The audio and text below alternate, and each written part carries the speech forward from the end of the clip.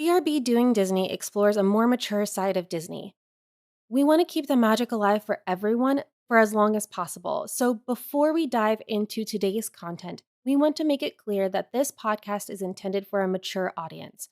Our discussions often include adult themes, strong language, and a critical analysis of Disney's more complex elements, which could include peeking behind the magic curtain and may not be suitable for younger mouse ears. Listener discretion is advised. Hey besties, it's Cass, just stopping in really quick before we get started to give you some information about the episode. We recorded this back in February or March of this year with our guest, and due to some technical difficulties and other circumstances, we just weren't able to get the episode ready for public consumption until now. You'll notice right away that the audio quality isn't what we have been producing lately. That is one of the reasons why it has taken me so long to edit it and get it out to you guys. That all being said, it's a really, really great episode, and I think you're really going to enjoy it. And despite it being a lost episode, the topics that we speak on are still really relevant, and overall just a really great time. We had such an amazing time recording with this guest, and I know that you're gonna love it just as much as we did. Look out for the announcement for their podcast on social media coming on Halloween, October 31st. And with that, let's get into it. I hope everyone has a safe and happy Halloween.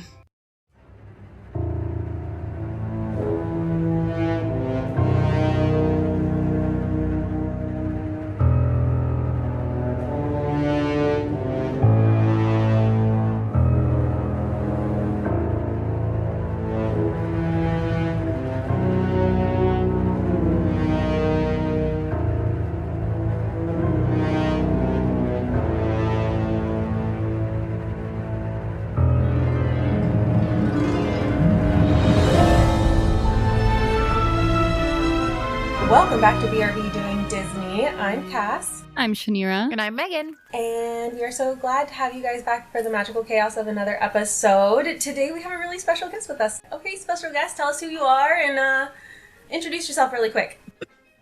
Hey everybody, my name is Mason Betterly. Some of you might know me a little bit better as Mr. Unofficial on TikTok, Instagram, and as the creator of Grimm, a Haunted Mansion Fable over on Spotify and podcasts. Yeah, we love Grimm. All right, so Mr. Unofficial, yes. Welcome to our makeshift pod lab, which is also our bedroom. So I love it. It's super cozy, so and we're like, how do you beat this?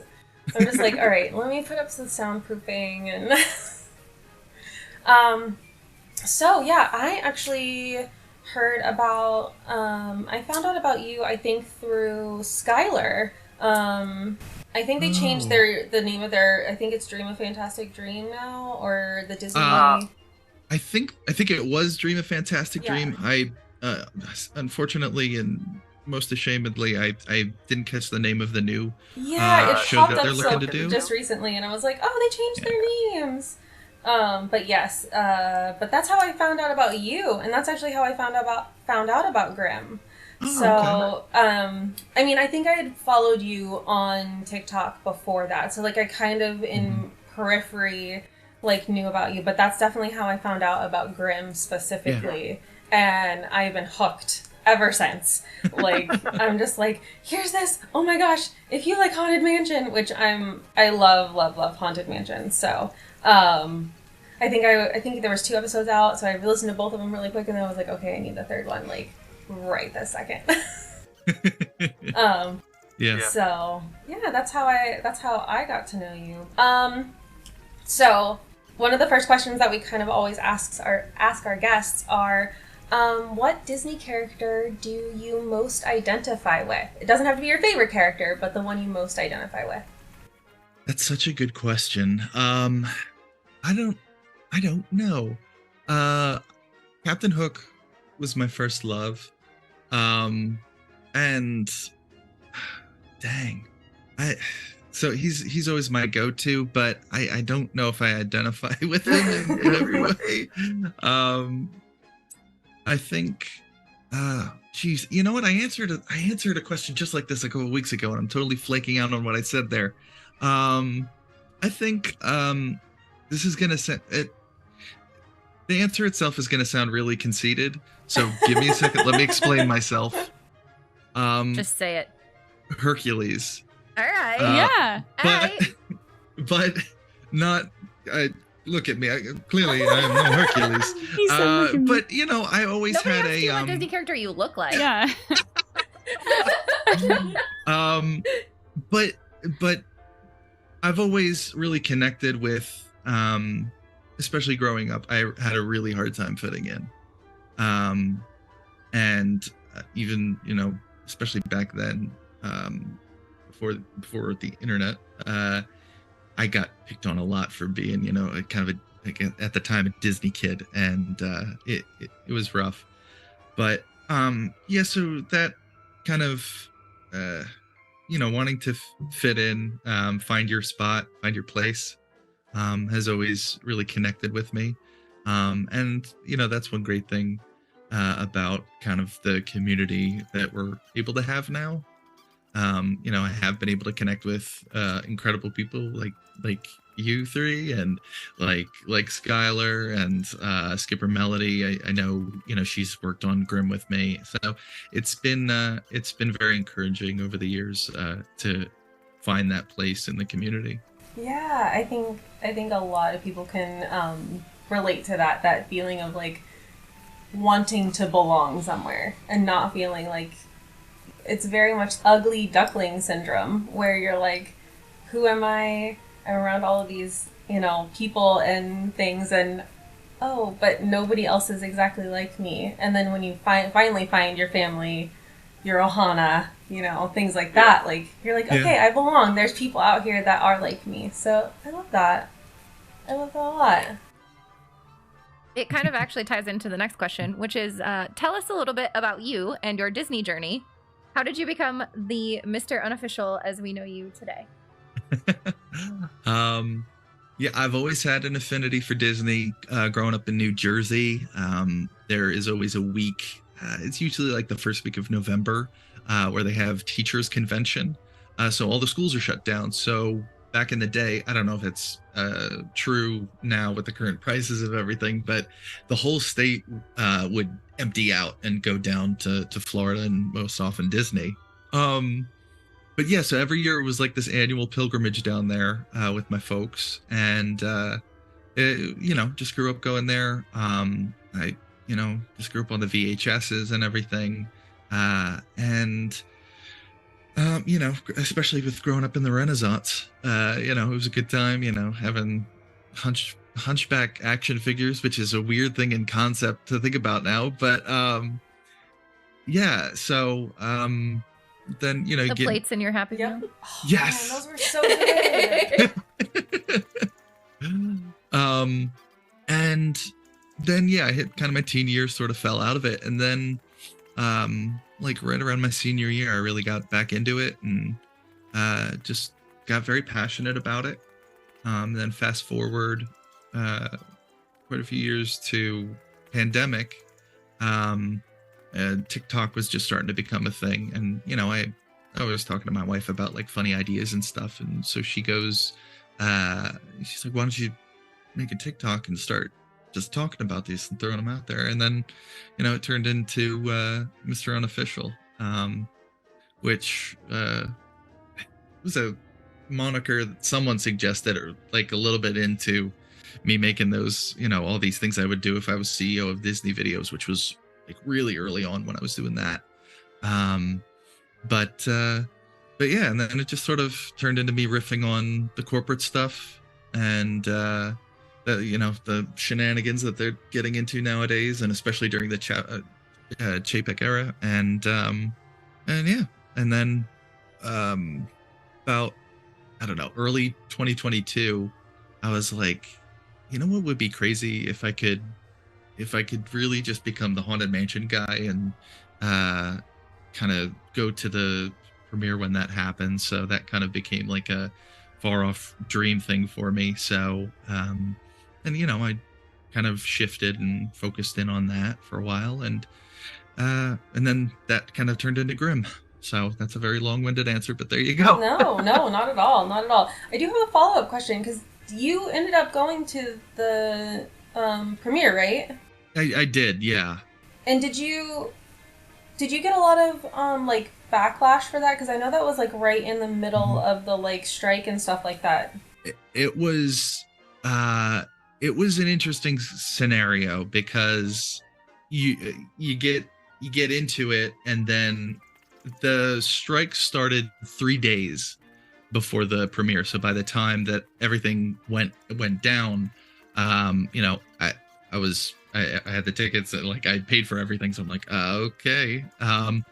So, and then the weird thing about the strikes this time is this is the first time we've had a major strike like this during the internet era, where we have, you know, social media and everything. So there was a lot of, especially if at first there was a lot of people like, where's the line here? What are we doing? So Right. I had posted one thing about it, like the first after the like a video the day after the premiere, and then apparently like the next day I'm on a flight and I'm getting like these messages about it. I'm like, oh crap, all right, well, we're done, that's it, because I don't want to offend anybody. I don't want to hurt anybody. Cancel culture. Yeah. I don't want to, you know, and especially with that, with what was on the table with the strikes, that was all very important to me as well. I grew up with a lot, you know, in a lot of the arts and the theater and film. I studied film, so I completely understand it. And I actually had a long discussion with Justin Simeon, the director, and his production company, Culture Machine. And because there was someone who like took my picture, a large creator, and took my picture and started talking about me and other people, and I, you know, they just sort of ran with it, and people started calling me everything, you know, from here to Sunday, and it was really rough.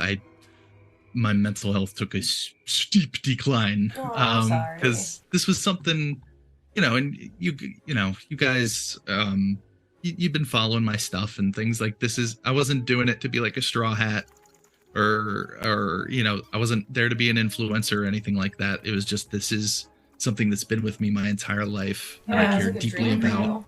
Yeah, and I wasn't there to, you know, I didn't make anything off of it. Right. I mean, like, trust me, you're paying for your stuff. I was gonna say, you paid to be there. Yeah. Yeah, I was like, guys, please, this isn't what you think it is. But the experience itself, the actual premiere was incredible. They shut the attraction down for us, and, you know, you could ride through as many times as you wanted. And I had never been to Disneyland before that day. Oh, you're kind of like me. I didn't go to Disneyland until I was an adult too. I was in Disney World forever. It was the most surreal experience. Like, all right, you got to stand in this line, and then we're going to have to guide you down Main Street, USA, so we could lead you to the red carpet. And I'm like, oh my gosh. I'm looking at my wife, we're like, holy crap, this is just such a surreal experience. That's awesome. So, and you know, we didn't even get confirmation that it was happening until like the day beforehand, because they were like, just, you know, come out here and we're figuring out what's going on still. So I'm like, okay. But it was an incredible experience, and I got to talk with Justin afterwards, and he is one of the kindest people I have ever met. But you know, I thought it was just going to be a very brief thing, but he wanted to come over and like actually have a conversation with me. He's talked about it in some other places, but a lot of his he put a lot of his experience with you know, loss of some family in his life into the film. Just like I was putting some loss. I'd lost my grandfather right before I started Grimm. So I was working through that through Grimm, and so we sort of had this weird connection, you know, with the mansion, and using that to work through our stuff. So I almost started crying. We really started to connect over that. But really incredible person. And just an incredible experience. That's awesome. Thank you for sharing that. Yeah. I love that. I was also going to say, actually circling back to talking about mental health, that's been a big discussion recently. Just, I know, like in the middle of winter especially, it's something that everyone puts a focus on at times. What were you able to do, like, to take a step back to kind of take care of yourself? To be straight with you, I'm still working through it. I am seeing pretty much across the board a lot of Disney creators, for some reason, like the last 6 months or so, have kind of hit this wall. It's been very strange, but for me, there was a bit of defeat there, seeing how everything came out, and then I had some other personal stuff happen in my life. So, like if you go on my TikTok right now, I haven't really created anything for the last month, and it's been sparse. I've just been trying to focus on me. Unfortunately, due to a mix-up, I haven't been able to go to therapy for the past few months too. Oh, no. So that's been a bit of a trick. So hopefully I'm going to be getting back in soon. But because that's a very important part if you can do it. Oh yeah. But yeah, I mean, a big thing outside of that's really helped steady me is the two big things really is people, the people in my circle, in my world, my wife, my family, and things like that. And then just doing work. So that's, I wanted to do another Grimm episode, which is why we did Home for the Holidays. Which was so and that good. was, I had so much fun doing that. That one was really fun. I love the first book, if you will, of Grimm with the first 3 chapters, because I love all like the lore and granular details. But now that we kind of have that all laid out, I would love to do these more just straight in universe with the characters kind of stories. Yeah. So yeah, I hope we can do that more in the future. Yeah. Next question that we have for you is, looking back on your journey as a Disney content creator, what decisions do you feel like were the most impactful, and is there anything that you would do differently? Well, I think the number one decision I made that was most impactful was back when my local Disney store was closing. I got that pink Buzz Lightyear, Mrs. Nesbit sweater. Yes. The minute I put that on, I was like, this is who I'm meant to be. That's awesome. I am Mrs. Nesbit. Oh, that's so funny. You know what? Can I take back my answer? I connect the most with Mrs. Nesbit. That's Yes, it. yes. Oh my gosh, yes. Missing an arm. Yes. With Marie Antoinette and her little sister.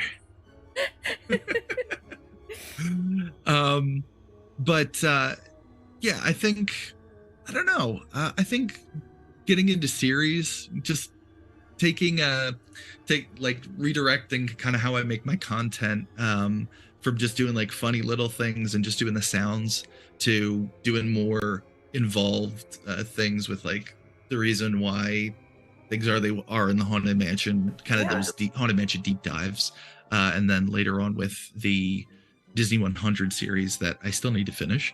But kind of getting more involved in that, I think it's a lot more rewarding. I found a passion kind of for that, kind of educating on like these little things, just to kind of shed a light on, I don't know, there's so much we take for granted in Disney parks and all these little creative decisions that you're constantly walking by that, you don't always get appreciated. So it's fun to explore those and kind of, I don't know, just again, just shed a light on them.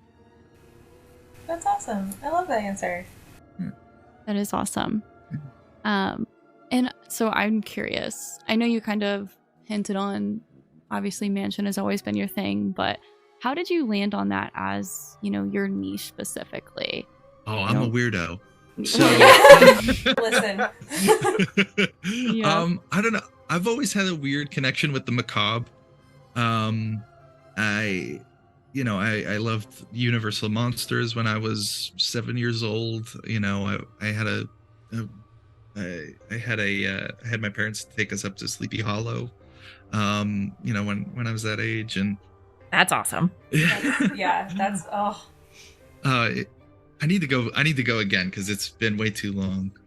But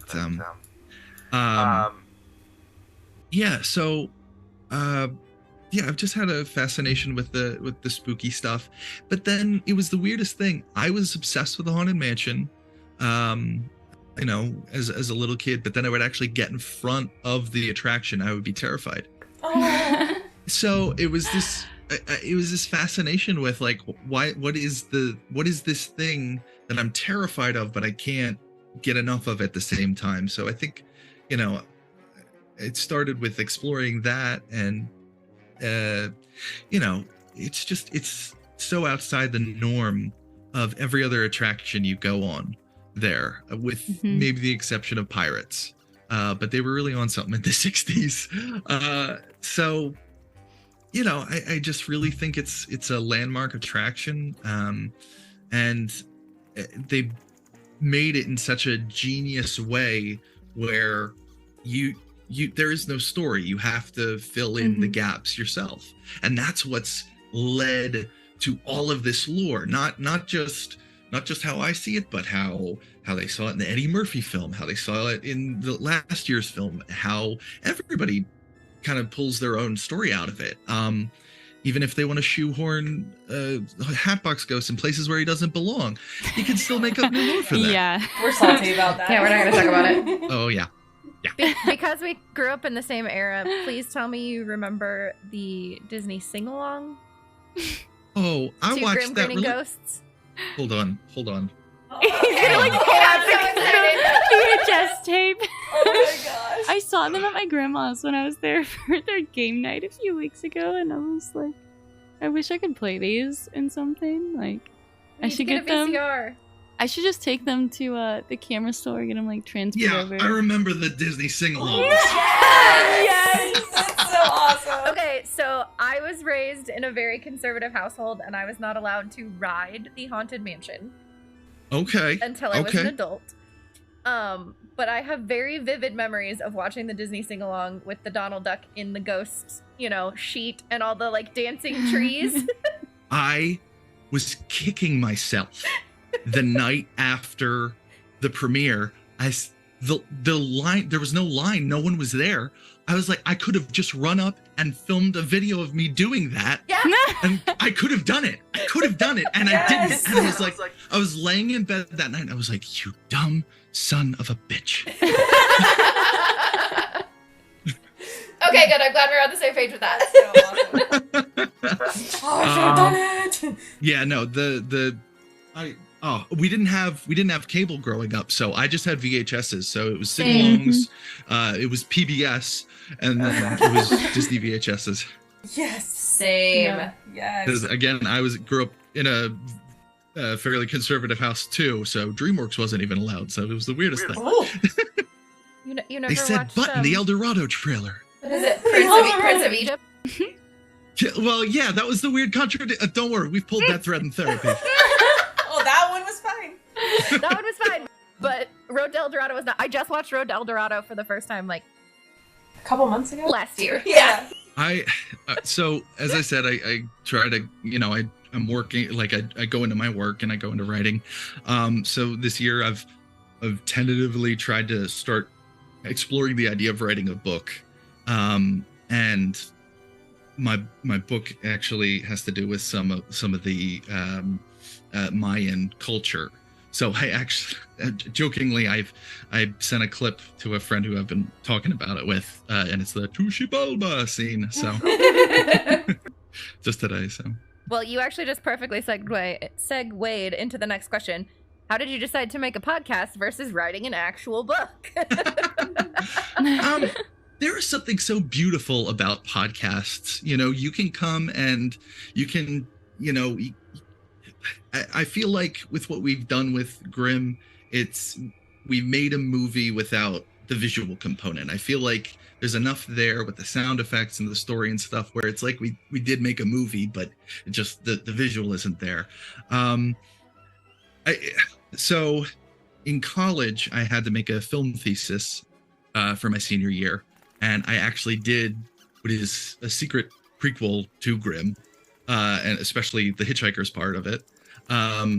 But this was back in like 2016, 2015, and I started actually writing Grimm then, just as a thing to get me in the mind frame of writing this thesis. And then I found it like 2 years ago, and I was like, man, I should finish this. I'm excited for the movie. I want to do this. And then, you know, connecting with people on TikTok, Skipper Melody over there, we've always gone back and forth with our headcanons. So one day, I forget who suggested it, but we were like, let's do a compare and contrast live session where we do our lore. And I like finished writing the whole thing out. And it just went really well. There was a great response from it. And a lot of people were like, hey, can you share this somewhere? Can we watch it again somewhere? I was like, you know what? Let me go back and fine tune it and make it even bigger. And then that's, you know, what came from Grimm. But we almost made like a series of short films. Okay. Which I'm glad we didn't do, because we tried a little bit of it for a teaser when it initially came out, and it was taxing. But back then the plot was going to be different. Jason, the narrator for the first 3 episodes, was going to slowly lose his mind. And then we've kind of combined the stories that we had for the mansions, and it was the Louisiana mansion that was going to be burnt down. So the final image, and we actually did a camera test for it, and it worked. It was really cool. We used a Pepper's Ghost effect. So he would walk into this field, and the ghost of the mansion would appear. We had a model, and we would shine a green light on it, and it would appear in the field in front of him. And at this point, he had totally lost his mind, and he walks in the door closes, and it just cuts to black, and that would be the end. But like, you see my arm right now? it was a cool test, and it did work, but it would have been way too big of a project for us to take on. Very fair. But so we were like, let's do it as a podcast. And I was worried about it until like the middle of editing the first episode. I suddenly started getting all the sound effects in and some of the temp music in. And then I think it was Shanna Stoker's part, her recounting of when her father dies. Mm-hmm. In the story. I think it was Prudence Gracie. Prudence Gracie. And the minute I lined everything up, I was like, oh my God, we've got it. Like, this is a thing. That had a really cool like moment. Yeah, it really was. So then it kind of went on from there, and you know, and then the next episode we had I had our composer join us, Aaron Daniel Jacob, incredible person. He and even greater composer, and he was just so passionate about it, and so we started coming up with themes and things, so that he did a segment in episode 2, but then by the time we got to episode 3, he scored the whole thing wall to wall, and it was just incredible. So it just sort of grew from there.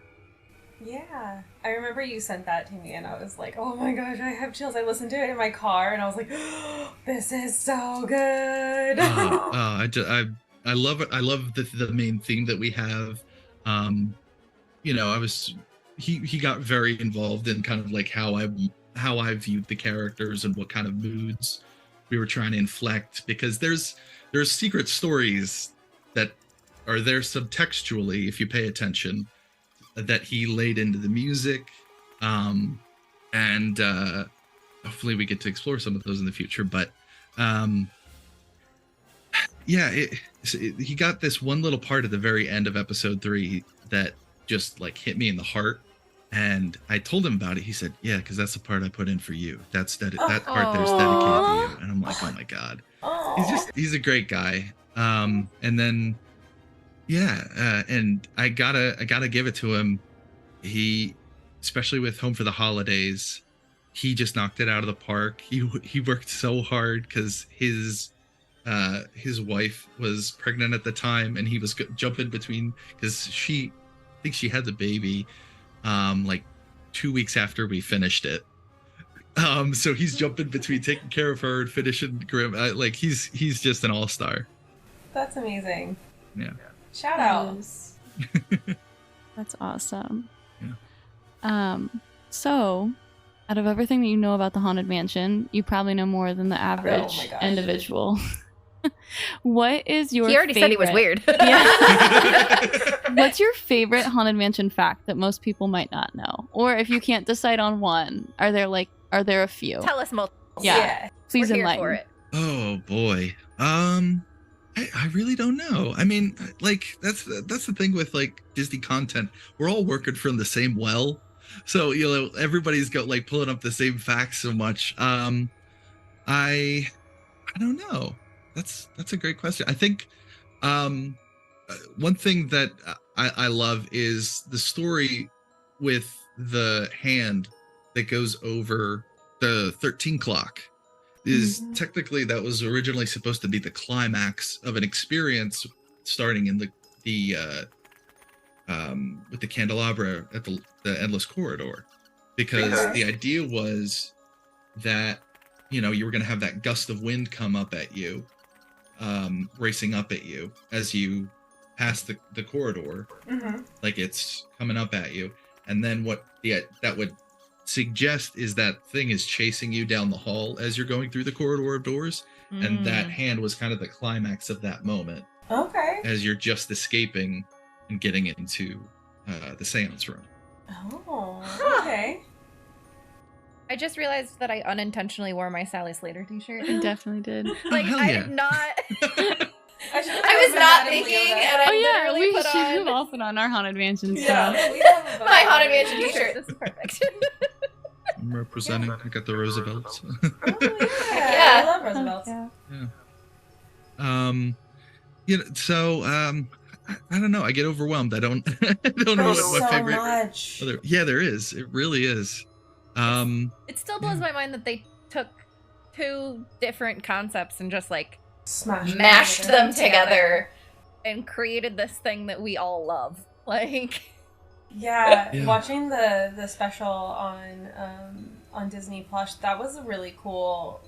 Like, outside of like the greater lore that now we all have access to, with C and like like that tying in, and then like all four parks having some like tie-in to it, and like their little like niche things and how they work in is like, but to see like Megan said like, oh, we've got this like scary thing, and then like this other Imagineer was like, oh no, I want it to be funny and goofy and campy, and like, okay, so how do we make this work? And somehow it just did. Yeah. And that's what I think, that's what's so special about it. That's for me, that's kind of the lesson to take away from it. I think, and I've talked about this in other settings, but there's a lot of that fear of death and even ghosts and the spooky stuff. When you're going in the beginning, it's supposed to be scary, and then like you don't see anything. Hatbox Ghost. You don't see it, and like, oh, what's behind every corner, and it's gonna get me. And then when you do see it, everyone's just having a party, and it's and I think from that, there's so many lessons that you can take out of that. Don't be afraid of death. Don't be, there's a lesson about grief there. There's a lesson about others, and othering, like, the people that you should be afraid of, especially back in the 60s. That's kind of a big idea. So there's a lot you could take from that. And I think that's just so profound. And I don't think you get that out of a lot of the other attractions, other than like the storybook attractions. They obviously they have their story, but yeah. No, that's awesome. That's awesome. This was not a question on our list, but what is your favorite mansion? Since they're all different. Like Yeah. Well, so I'm a Florida, I grew up going to Walt Disney World, so my knee-jerk reaction is always going to be the Florida mansion. Yeah. I do like that it's longer. I do like the extended queue. I think it's cute and fun. I don't know. I think it's an evolution because I think the Imagineers took every lesson they learned putting together Anaheim's and they applied it to Florida in so many ways. And I think the book Boundless Realm really does a great job of capturing like what makes specifically the Walt Disney World one so special. I am frustrated by the addition of the Hatbox Ghost. I do think it does ruin the story. Because even with the what was that? I said I think we're all on the same page there. Yeah. Well, and then the thing is, it's like they came out with like, well, he's an unhappy haunt. I was like, don't change lore to fit your laziness. Yeah. Don't do that. Yep. You don't bend it like that way, because I feel like that's disrespectful and it takes away from the rest of the ride. Yeah. Because now your first ghost now is going to be him, which is he's just a static figure that doesn't do much to the scene, doesn't do anything. Where before your first reveal was the ballroom, and oh my god, what a moment! Yeah. Mm-hmm. And it's still a great moment, but it's cheapened by the fact that you already saw him. And he's just standing there. It's not like I'm peeking in or there's no hint. It's not it's just it's like, here I am right here in my bright glory in a weird spot. For no fucking reason. Yep. Yeah. Because even if it was a thing where he showed up like in flickers at the end of the hallway, I could work with that. Yeah. But just being there, no, it's weak. It's weak. Mm-hmm. Yeah, I have posted on many Disney commenting about the positioning and being just like, why there was a perfect spot right before the graveyard he would have fit in just like he is in Anaheim, roughly. It's not exactly the same, but no, it's close. It's pretty close. It would make sense. There's this dark corner. Even there's, again, after the seance room, anywhere. I don't care if you're at the graveyard even. Yeah. That's fine. Do what you got to do. If it was an electrical issue, fine. Move him somewhere else, but put him somewhere where it canonically makes sense. Yeah, exactly. 100%. Yeah. Now, there's an argument to be made for Phantom Manor. It's, with its story and everything, I do think story-wise, it's a little busted since the refurb in 2019. I don't quite get it anymore, because the story before was Melanie was in love with a guy. Her father didn't want them to be together, but died, but came back as the Phantom, killed the guy, and now she's waiting for him. But then they added all the other suitors and everything now in the stretching room. Mm-hmm. It wasn't just she was with one guy, she was with several, and either he kept killing them, like each and every one of them, or she was somehow involved. And I say that because she kind of does a thing where she's coming on to you at the end, or not coming on to you, but like, that she's like, will you marry me? Like, will you marry me? Or something like that. And it just kind of makes it weird. Like, to love her is to be killed by him. And it's like, no, it's just a story of those two trying to be reunited. And it was, it was kind of it was late 80s, so Phantom was all the rage, but yeah, so it's a little frustrating there, but I do like the Paris mansion. I did get to ride it once, and it was really, really cool. Very, very different. So it's definitely between Walt Disney World and Paris for me. Oh, that's awesome. That's awesome. And then kind of our last scripted thing is what's next for Mr. Unofficial, and You kind of hinted at it, but I gotta know, is there gonna be more Grimm in the future? I want there to be. I have stories in mind. I haven't settled on anything yet. I am giving Aaron some time. Obviously, he's getting everything settled because he just had a kid, and I don't really want to do the project without him. But I do have stories we want to explore. I have a whiteboard right in the corner of the room with like 5 different episodes over there. So we have some really weird things. We have some really cool things. But again, with the scale we're trying to do with this, especially with one of the ideas, it's going to be like a multi-episode arc. It's just going to take a little bit of time. Yeah, awesome. I love that. And then for you personally, what's up for you? What are you planning outside of Grimm for yourself?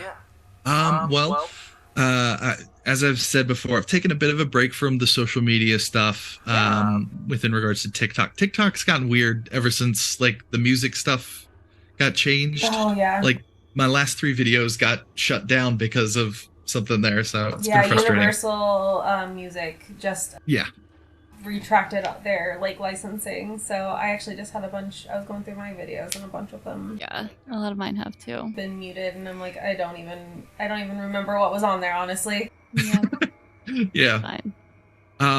So I've been taking a break from that, and I've been just kind of exploring this kind of book idea that I've been wanting to play around with. So we'll see if something comes of it.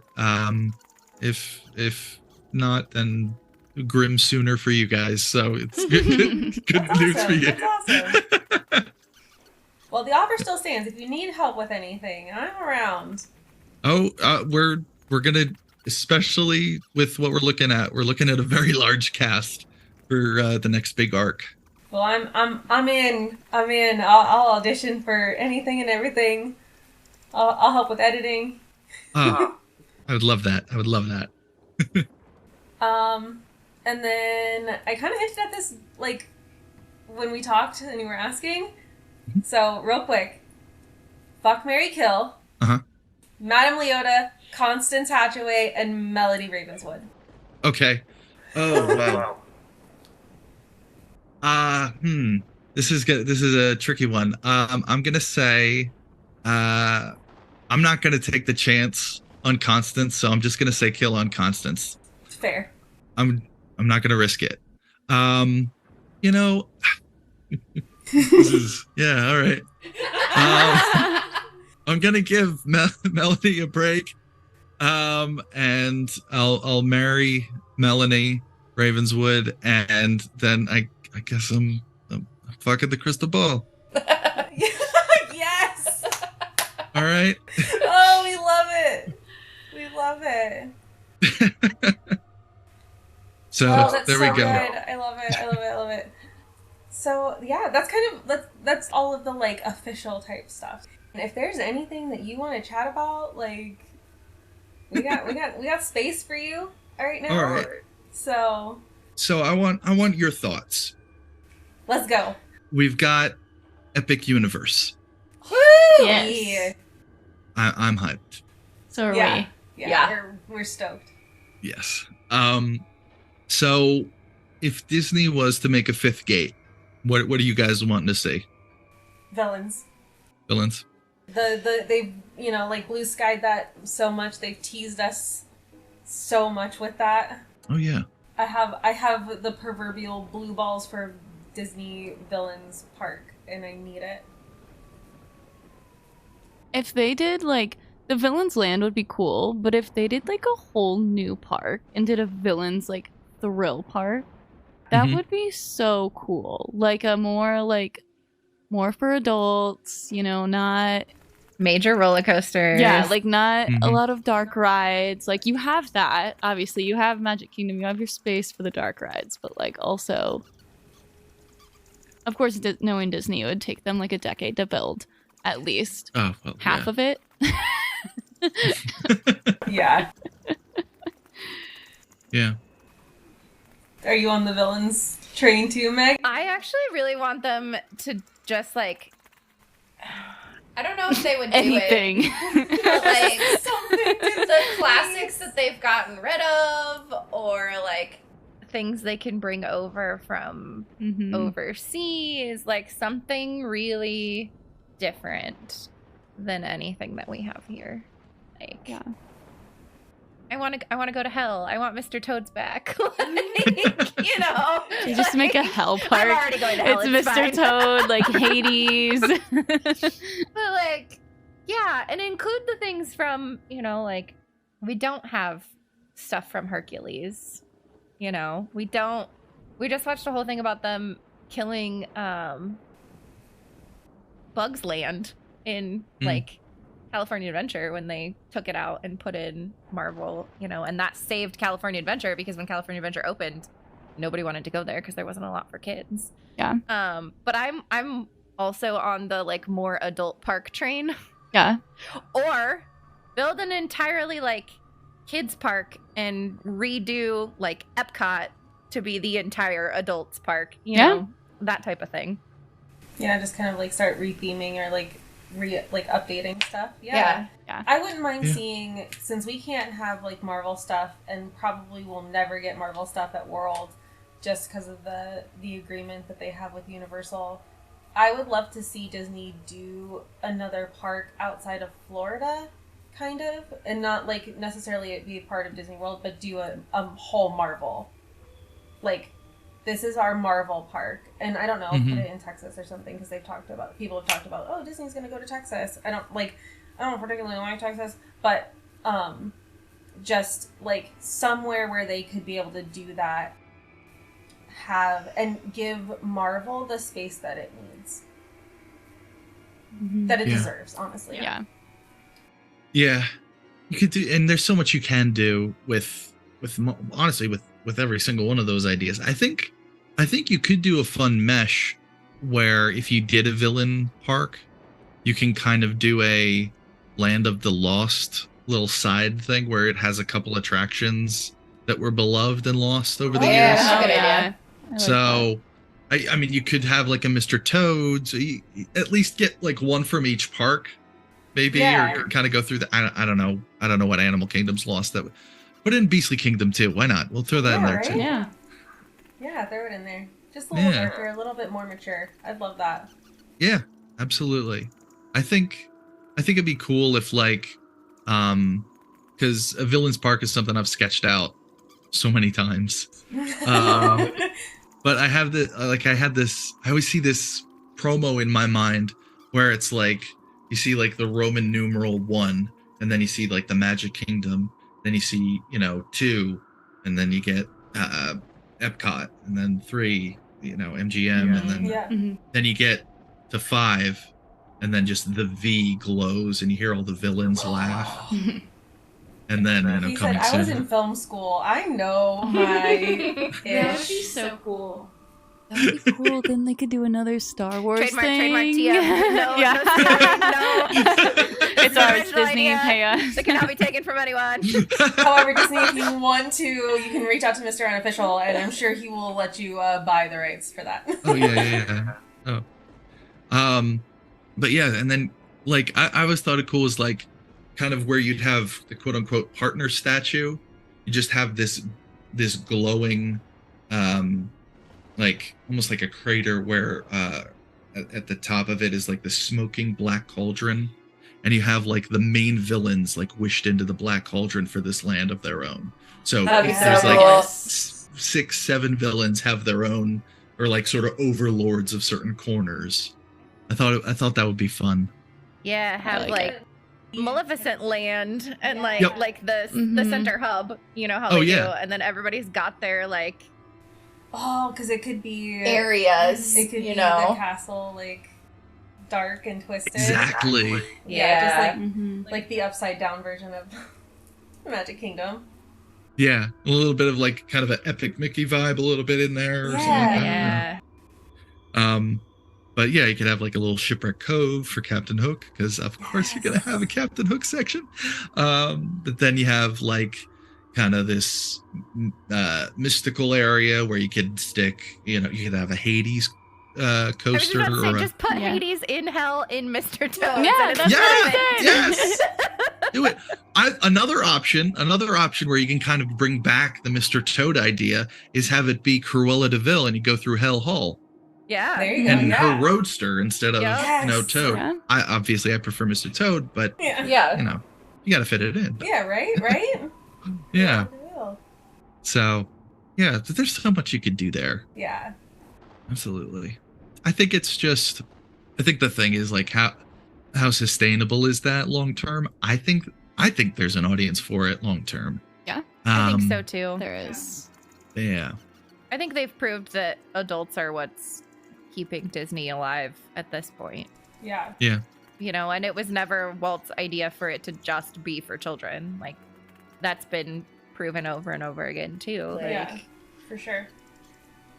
I think the big thing is the thing that keeps setting them back is how they needed to sterilize Walt, but then they need to build themselves around Walt, but they keep building it around this sterilized vision, and it's a problem that kind of falls in on itself. Yeah. Mhm. Where they kind of get locked into this little box that they put themselves in, where they can't take risks as much, and that because they get more and more rigid. I feel they've gotten more and more rigid as time goes on. Like, no, like take those risks we were taking back, back in the 90s, back before that even. Yeah. Absolutely. Yeah. If Walt hadn't taken the risks, and if Walt hadn't been willing to do things that may have made people upset a little bit, or like churned the waters a little bit, we wouldn't have what we have. Mm-hmm. We wouldn't have World. Like, if he had just stopped at Disneyland and be like, no, this is good, we're good here. But no, he said, I want to make this better, and then went and bought, acres upon acres upon acres of land in the middle of a swamp, and then decided, oh, no, this is... But then he was like, no, we're going to learn, and we're gonna be better and do better, and this is how we're going to do it. And if he hadn't done that, if he hadn't taken the risks like you talked about, then we wouldn't have what we have when it comes to the Disney park sector of Disney World, or like the Walt Disney Company. Have any of you watched his whole video talking about like his vision for Epcot? Yes. Oh my gosh. It's on Disney. It's on Disney Plus. Yeah. I love it so. It's just so out there. Yeah. But it's so crazy to think about what all that would look like had that worked. Yeah. Right? Crazy. I think we're starting to see a little bit of that coming into Epcot. What I'd really like to see is them take some of that and start updating like Tomorrowland. Yes. I feel like with the technology that we have available, I think that they could start updating. And now we've got Tron, and so Tron is a really big, and it's so different from what is like this retro kind of sci-fi feel that Tomorrowland is, while still being, it fits in Tomorrowland, and it also now begs them to do more with Tomorrowland. So I would love to see them continue to upgrade and update Epcot, and maybe start throwing some stuff in there that Walt talked about, and see what we could do there, and keep it more adult and keep it more... I loved when they had Journey, the Body Works. Like, that was my whole thing. And then they had that whole thing with Ellen, and and it's like all of that, and like the Imagineer Pavilion where you got to go in and like do all the stuff. That was so cool. That to me felt like very,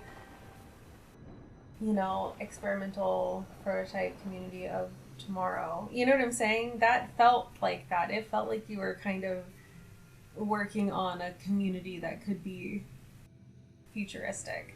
So I'd love to see them continue to do that. We got to see the garden, the little community thing, and it's beautiful. I mean, there's a very glaring design flaw that I can't imagine. I don't know who decided like to make. It has to be on purpose. I mean, really, with the ball at the top, why did we orient it that direction? Like, it makes me uncomfy, and now that I've seen it, I can't unsee it. But other than that, it's a very cool, I feel like it is a very nice way to honor the people, like the older people that are coming into Epcot, and say, hey, look, we want to bring this in, we want to have a community space, we want people to enjoy their time here, and also like, hey, here's some place where you can plug your outside, where you can plug in your laptop and work from Disney, but also meet people, and at night it's super pretty. So like, I really enjoy it, and now I'm just gonna laugh every time I see it. But, and then like, is it the Communicore Plaza? Mm-hmm. Yeah. Like, I'm excited for that to open. With Epic opening, Disney's got to do something. And we've said this before. So many times. Hot take. I think they should just bulldoze Tomorrowland outside of Tron. Yeah. I mean, it's very Do much it. Yesterday Land It at this is. point. No. Like, I agree with you. I think something drastic needs to happen. I mean, isn't Before- it Tokyo that's entirely tearing down their Space Mountain? yeah. Yeah. Yeah. But then now they wouldn't be able to bring that Space Mountain here for 5 years. So do something different. Yeah. Make it more like Guardians. Like, we always talk about how Guardians is what you wish Space Mountain was. Right? You know, like... Yeah.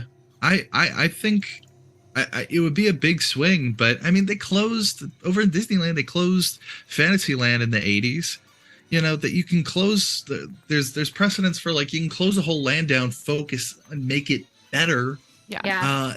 Really invest in it, because there's the vision of tomorrow has changed, but at the same time, I think we can invest in that. We can invest in tomorrow. It's a lot of wasted real estate right now.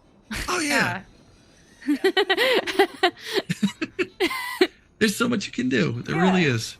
I mean, like, what are we going to do with that giant building that's the Aliens was in?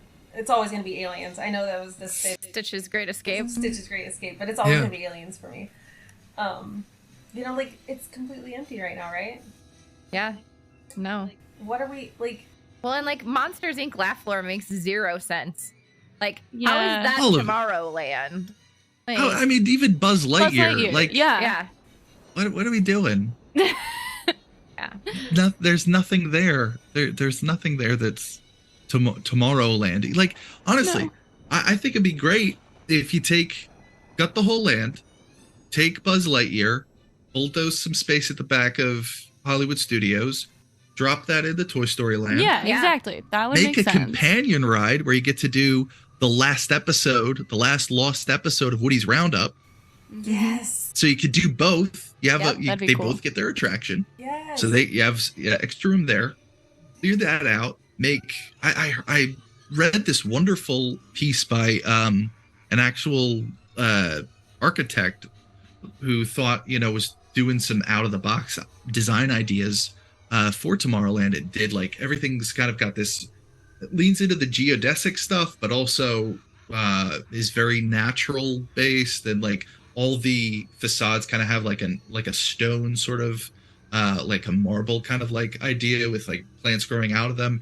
Really, it was really cool, and I'm not doing it justice into the description, but Still sounds cool. Yeah. yeah, it just really kind of leading into green future, but also a little ethereal and Still all kind of that. playing into, like, oh, we are still technically in the Magic Kingdom. Like, Yeah, yeah, exactly. And I think today the concept of tomorrow has become quite a loaded thing, yeah. Yeah. and I think we can afford to make Tomorrowland a place where we can put hope back into that for everybody. Yeah. And I think that's what needs to kind of be the mission statement, and kind of reforming tomorrow, and just I don't know.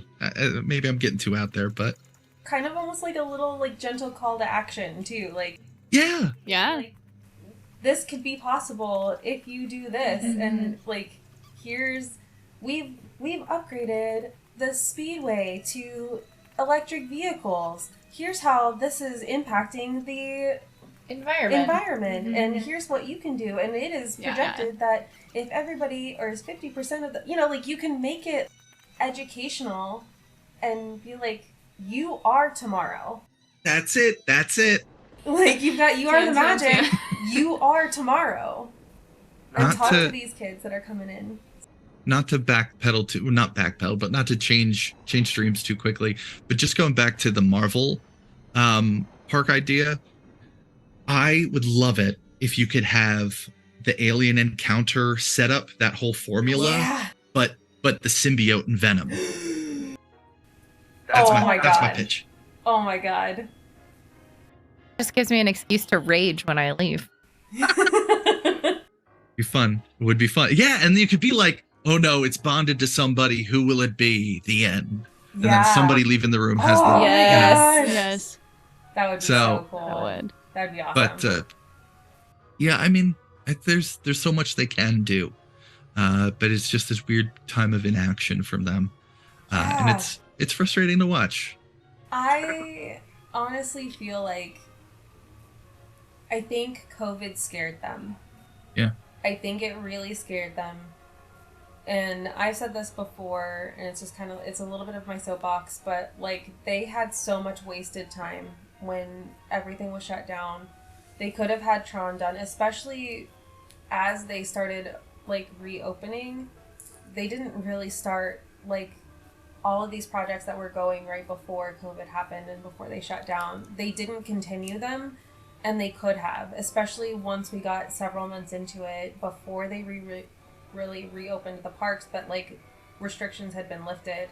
They could have just gotten so much done, and I think that like scared whatever they were feeling as a company, then got passed on to the fans, and we're just like disappointed, and it just, I think it hurt them a lot. I think we're seeing some of it come back, and we talk about paycheck and Iger and things like that, and like I feel like we have seen a lot of stuff kind of like a reinvigoration since Iger came back,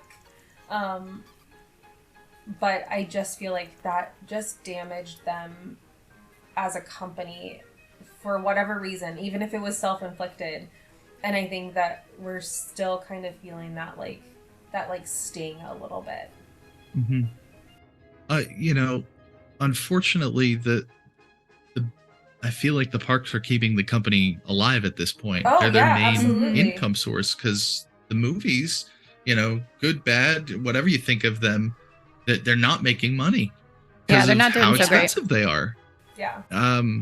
And especially last year was a really rough year for them. So they can't take that money that they're making from the parks and just put it right back into the parks. It's got to keep a whole movie studio going and all these other things going. So it's just, they've kind of backed themselves into a weird corner for the time being, until, maybe the movie situation turns around. They're taking a bath on Disney Plus. Yeah. It's been very tough. No, I definitely agree. That sentiment is very, very, very prevalent. I mean, with Walt Disney World being the most profitable part of the most profitable part of the company as a whole, but it is it is also then carrying the weight of every other failure going on. So I definitely I hope that things are in the background getting better, and that we can very soon start to see the benefits as Disney fans for that and the changes and stuff like that, for sure. I honestly, I don't want to come off hyperbolic here, but I do think the Tiana's Bayou adventure is going to be a very telling in regards to that. I think that's going to be the real show of where they are internally. Yes. And I right now it's looking positive because they're showing a lot of the animatronics, the effort they're putting into it. But this is a situation where they know they have to go in with they got to go all out for this thing. And not hold from every angle. Yeah. And like double down and just be like, nope, this is what's happening. We're doing this. We're standing by it. And like really stand by their work. And I think that I agree with you. I think that they are doing good work. The fact that they went the direction that they went with the animatronics, such a good decision. I was so worried that we were going to get Frozen ride. And I was like, please, for the love of God, like, it exists. I am also really honestly excited for Country Bear Jamboree retheme. Oh yeah. Absolutely. I agree with you. I think Tiana's and I think with the Country Bear Jamboree kind of being rethemed and like them upgrading everything, I think that is going to be it'll be a big step in the right direction. Yeah. Yeah. I'm very excited to see how it comes together. I do wish it followed, like, I would have been just happy if they did the story from the film, because my two favorite characters are Ray and Facilier, and since it's post, I'm like, oh man, come on. They could have made that. I mean, they would have been so cool. Yeah, you could have. I'm sure they're, again, I have faith in what they're doing, but like, I would have been happy if they just did that, and I just worry they overcomplicated it for themselves. Yeah. They had a good formula there. Yeah, no, for real. I definitely feel that for sure. But yeah, we'll see. We'll see. I'm excited for it. I know that, that's a very like divisive, decision for them, but I think they chose correctly, and I think it was time, So Any other questions? Any other topics? You guys have any questions for Mason? That's all of mine. My brain went to beignets and the hope that they bring actual beignets to Magic Kingdom. And so now I'm hungry. Me too. The beignets would be very good. Not the cronut bullshit that they're doing right now. Yeah. I gotta say the list of foods I was told I had to try for going, the first time to Disneyland was extensive. Oh, yes. Out there, it's weird. It's weird because it was July when I was there, and everything was like bread bowls and soup. And I'm like, why? Is this how you do it here? And everything's outdoors because we're in sunny California. I'm like, no, let me inside. It's just hot. It's so hot. Give me some air conditioning. You're making me eat soup. Did you get a Monte Cristo? No, I didn't get a Monte Cristo. That I did goof up on, but I got a transcendent corn dog. And, I think I sent a picture of that. Yeah, that was good. And the churros were good. Yes. I, as a churro lover myself, it is a disservice to Disney World that we do not have the churro options that Disneyland has. Yeah. And I'm very sad about it. So. I think they've really, in recent years, they're starting to see a lot more of the foodie angle of things, because they're starting to bring stuff over from like Japan and stuff like that. I know they brought over a very popular dish from Tokyo Disney Sea recently, to fair effect. What is it? It's like I forget the exact name of it. I watched Ordinary Adventures episode where they were talking about it recently, but it's almost like it's a hot dog, but it's like an elongated dumpling. Interesting. It does it for me. Dumplings are my comfort food, so Yeah. I was all in. I'm like, oh yeah, I gotta do that. Where is this? I think they brought it to Epcot, I want to say. I gotta fact check that one. I have a magic answer box. We're gonna find this out. Hot dog dumpling. Hot dog dumpling. Walt Disney World. The weirdest stuff. Our search history is insane. It's like it's kind of like a bow. I don't know. It's sort of like, I don't know. That's the note I gotta end on. I come in with all this Haunted Mansion and no. I lead you astray with dumpling dogs. Dumpling dogs. That is not what it's called. TM. No, that is not. Oh my gosh. It's definitely not what it's called. It's definitely not what it's called. Okay, well, I feel like we will definitely look into that because that sounds delicious. Yeah. I'll find it and send it your way. Yeah. Because Googling hot dog dumpling Walt Disney World did not do anything. No. I knew I set you up for failure there. Yeah, no, you're good. All right. I'll look it up. I think we're probably gonna let you go. Which, yeah. I mean, I don't want to. I could sit and talk forever, but just real quick, where can we find you? Kind of give your shout out. Give us a last little parting ways, and let everybody know where they can find you. Yeah. You can find me. I'm most active right now over on my Instagram, which is same as TikTok, just at Mr. Unofficial CEO. It's the same on Twitter. I'm not really on there either, but that place is weird. But then you can also check out Grimm Haunted Mansion Fable. We have 4 episodes up, and that is available pretty much wherever you listen to podcasts. And we would love it if you'd take a listen. Hope you enjoy it and leave a review for us. It really helps us out.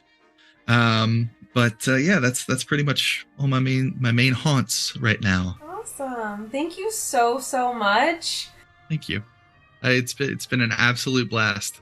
All right. With that, keep dreaming and keep believing, besties. I am Cass. I'm Shanira. I'm Megan. And I'm Mr. Unofficial. And you are the magic.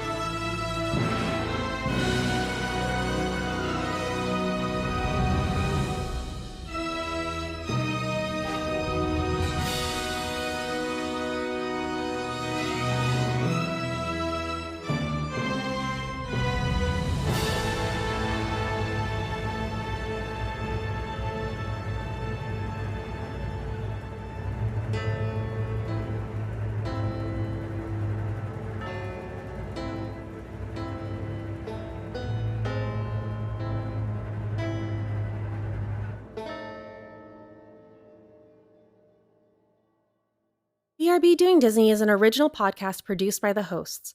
Additional support provided by our friends and family who we love very much. We're so grateful for you guys.